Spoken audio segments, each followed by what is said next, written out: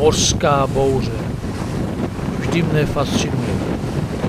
Ohromující množství energie ve vlnách, kterou lidstvo ještě nedokázalo zkrotit.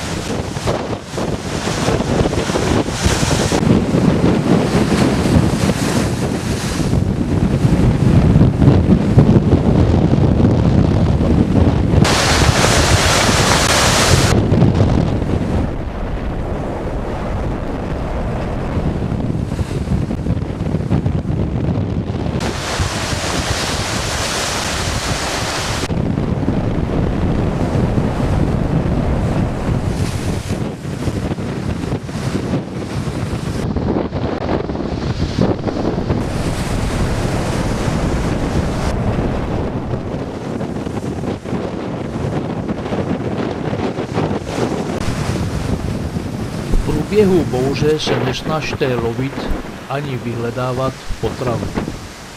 Většina pozemské i mořské fauny je totiž ukryta.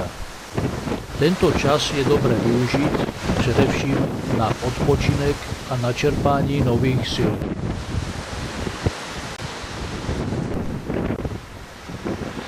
Na obloze se objevují ptáci, jasný signál, že bouře končí a čeká nás klidný spánek.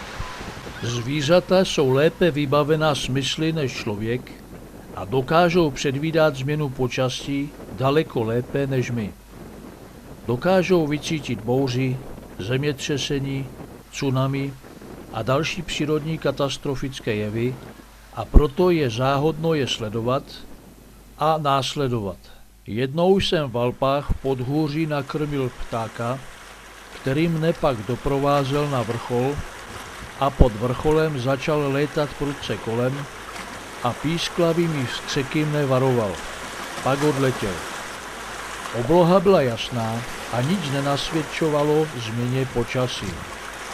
Za necelou hodinku se však zatáhlo a následovala horská bouřka s vydatným několikahodinovým deštěm. Po ránu nezapomeneme probudit krátkou rozcvičkou zcela své tělo, nastartovat potřebné fyziologické procesy, sklidnit emoce, zlepšit koncentraci smyslu a načerpat tolik potřebnou životodárnou energii či.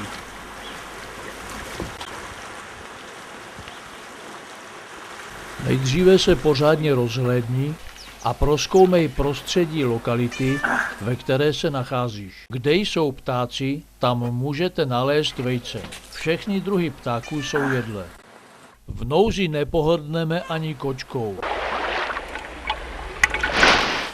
Neleníme, neboť po několika dnech bez vody a stravy ztracíme na síle.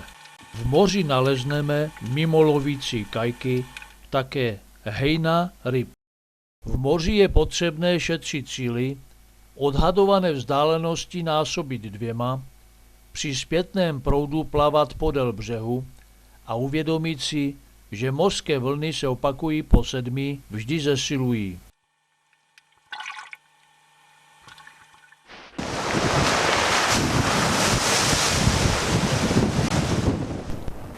V pobřežních vodách nalezneme řadu mušlí.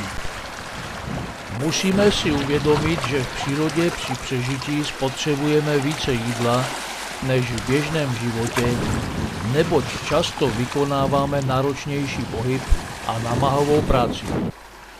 Podle předpokladu zhruba 2/3 času budeme věnovat hledáním potravy. Spousta příruček nás učí, jak konzumovat různé malé rostliny, to vás však dlouhodobě neuživí. Za několik měsíců zhubnete o několik desítek kilo. Podvyživené tělo je náchylnější na choroby, ztracíme-li sílu, riziko zranění roste, následuje zhroucení metabolismu a smrt. Proto je důležité využít každou příležitost a sníst nebo odložit do zásoby vše, co se naskytne. Ke konzumaci je téměř vše, co leze, lítá nebo plave. Dobrým návodem je sledovat zvířata, co jedí. Kromě rostlinné stravy je potřebné náš jídelníček obohatit o pravidelný přísun živočišných bílkovin. Nejsnadnějším způsobem získávání stravy je sběr drobných živočichů. Sběr koryšů nevyžaduje větší námahu a jsou téměř všude. Mušle nalezené v moři mohou obohatit náš jídelníček. Nalezené škeble je nutné vždy teplně zpracovat, povařit či opéct ve skořápce, stačí 10 minut, neboť můžou mít vysoký obsah toxinů. Za hodinu totiž přefiltrují až 7 litrů vody. V moři nepohrdneme ani mořskými řasami. Nejeste uhynulé tvory nebo s podezřelou barvou, nejeste maso, ve kterém zůstane důlek, pokud do něho zatlačíme prstem. Vyhneme se také slizkým druhům či druhům s ostrou či nezvyklou chutí. Pozření zkaženého masa může způsobit průjem, nevolnost, křeče, zvracení, svědění nebo ochrnutí. Pokud se objeví tyto příznaky náhle či za 1 až 6 hodin po jídle, tak vyvolejte okamžitě zvracení. Zabité úlovky se rychle kazí, zvláště za tepla, proto je k jídlu připravte co nejrychleji.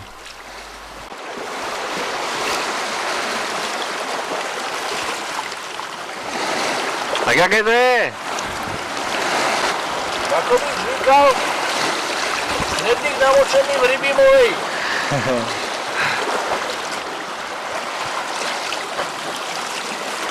Kde máš víc škebly, aby ses najedl?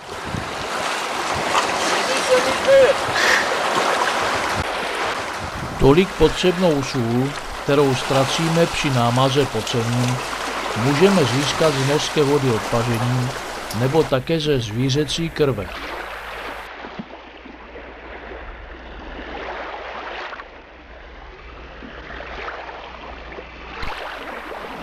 Do vývaru můžeme přidat nalezené mravence, pochytané včely nebo vosy, zbavené křídel, nožiček a žihadel. Můžeme je nejen vařit, ale i smažit, nebo nasušit a rozemlit na prášek, jehož přidáním do stravy energeticky obohatíme jídlo, neboť hmyz má 3krát více bílkovin než hovězí. Hmyzu je téměř všude dostatek, vyvarujte se chlupatým nebo jasně zbarveným druhům s pronikavým zápachem. Ryby jsou zpravidla aktivnější před bouří. V noci je můžete nalákat na světlo. Po odchycení ryby stačí ukousnout hlavu, odstranit vnitřnosti, propláchnout ji a můžete ji jíst i syrovou. Na rozdíl od sladkovodních ryb, které nejsou jedovaté, se vyskytují v moři i jedovaté druhy. Například tato ropušnice červená má pod hřbetním trnem toxin, ale teplnou úpravou nad 80 stupňů Celsia se jed neutralizoval a docela mi chutnala. Z kraba můžete využít klepeta, malí krabi jsou hodní celý do polévky, nebo je můžete pozřít i syrové. Chobotnice chutná dobře, musíte ji však dlouho vařit, aby změkla. Ryby můžete vařit, péci, smažit nebo ji sušit do zásoby. Vaření ryby i z kůží je nejlepší způsob, jak získat hodnotné jídlo. Tuky a oleje jsou totiž pod kůží a vařením získáme nejhodnotnější jídlo.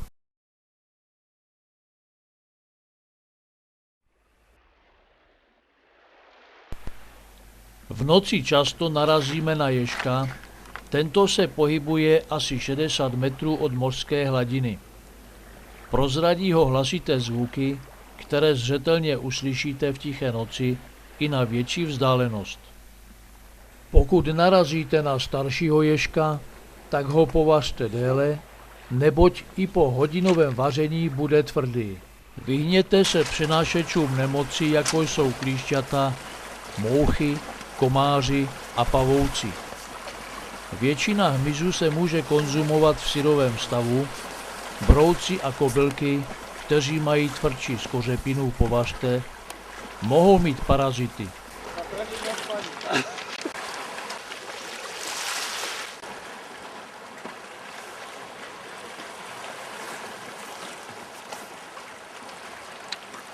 Dobrou noc.